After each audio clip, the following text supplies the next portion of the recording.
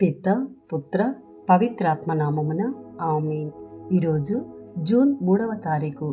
Mark సువార్త 12వ అధ్యాయము 18వ వచనము నుండి 27వ వచనం వరకు.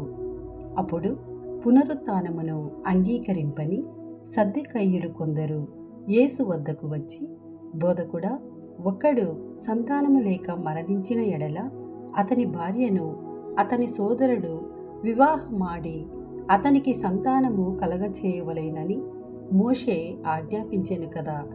ఒకానొకప్పుడు 7 అన్నదమ్ములుండిరి. అందు మొదటివాడు పెండ్లాడి సంతానము లేకయే మరణించెను.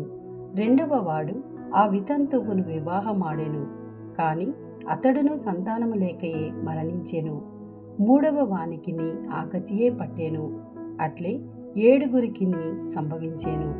తుట్టతుదకు ఆమెయు మరణించెను. ఆ 7 సోదరులు ఆమెను వివాహమాడిరి కదా. పునరుత్థానమందు ఆమె ఎవరి భార్య అగును అని ప్రశ్నించిరి.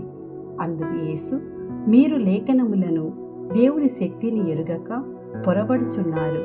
పునరుత్థానమైన పిదప మానవులు వివాహము చేసుకొనరు, వివాహము చేయబడరు, పరలోకమందలి దూతల వలె ఉందురు.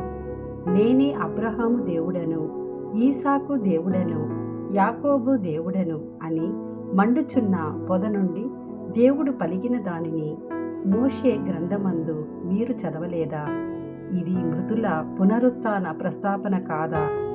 ఆయన సజీవులకే దేవుడు కాని మృతులకు కాదు. మీరు పూర్తిగా పొరపడుచున్నారు అని ప్రత్యుత్తరమిచ్చెను. ఇది ప్రభుని వాక్కు. సర్వేశ్వరునికి వందనములు.